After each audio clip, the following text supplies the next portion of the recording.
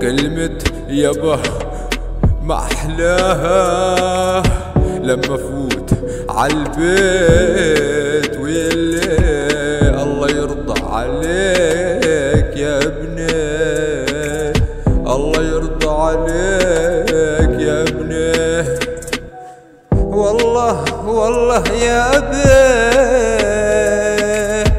حيطان البيت كل عم تبكي عليك يا يابا،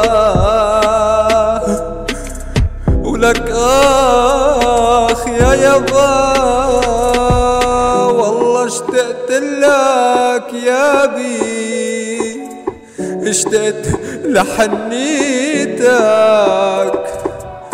واشتقت لأيامك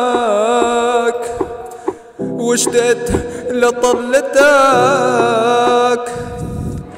بيه انت عمود البيت وانت الاساس بهذا البيت، اخواتي وامي عم اشتاقوا لك يا بيه، دمعة امي عليك والله دمعته سخية،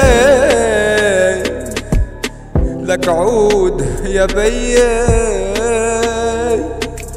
ولك عود يا بيه.